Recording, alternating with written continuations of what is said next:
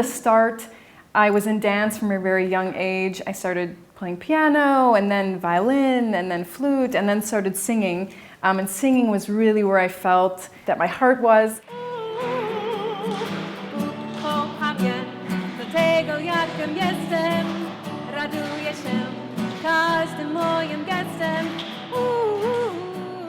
I had come to Cracow backpacking a year before coming on research, and I had fallen in love with the city, so I also wanted to come back and wanted to stay.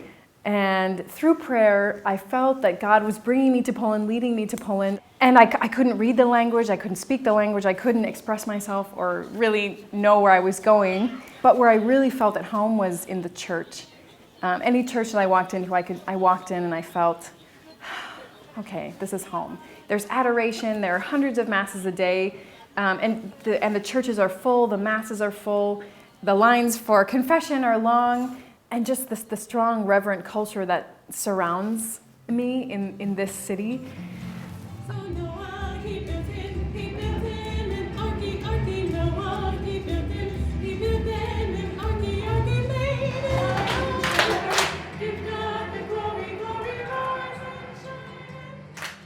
But I also work with disabled children with Hosanna House Children's Pilgrimage Trust of Poland, which takes children to Lourdes every Easter for a week-long pilgrimage. And I love these kids so much. I think we forget about, as we get older or just as we get busy in our lives, we forget this simple joy that God has given us, and they love so freely, and I think that's something we forget to do.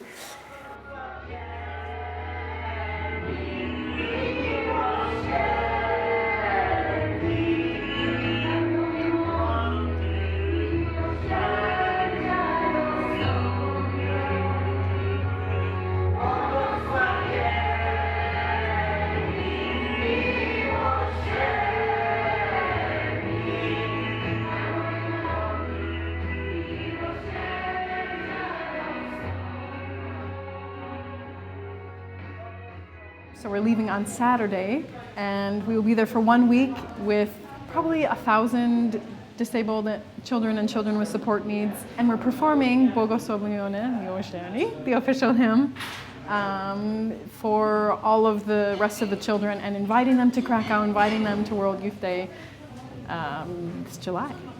Some of the kids have been dreaming about going to Lourdes for years, and this is their dream. They've been wanting to go, and now they finally get to go. And we're all very, very excited to go. Yeah, been looking forward to it all year. So. Cześć! O, ale fajnie pokój. Proszę bardzo. Ale ładne, bardzo ładne. Lourdes. Tak. Moje marzenie się spełniło w tym roku. Pojechania do Lourdes samolotem. I mi się spełniło. I tam będziemy chodzić na pielgrzymkę. And on this pilgrimage I've done some photography, but I also lead music, and I don't speak Polish so well. I'm getting better. So we're just able to connect through music, through dancing, through laughter. And that really, thinking about them makes me want to stay here forever and be with them.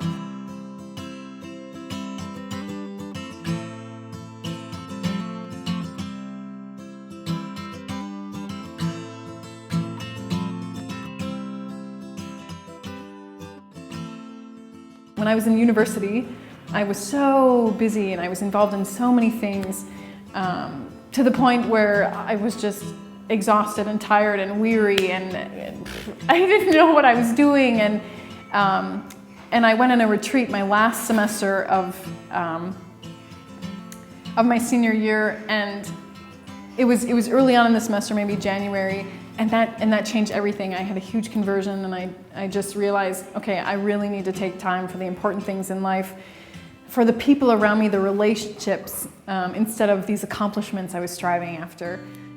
I think what we so often forget is that our witness is way more powerful than anything we could ever say. And I think that's part of the problem that people have with the church community, is that they hear the church community saying love you, the Lord your God first, and act with this mercy and this compassion. And we don't, and we're human, so that will continue, but I think it's programmed within us. God has written it on our hearts, we strive for this greater goodness. God can work through us in ways we could never even imagine, and I think if we just open up to that, we can change the world. He can change the world through us. Gotta be ready.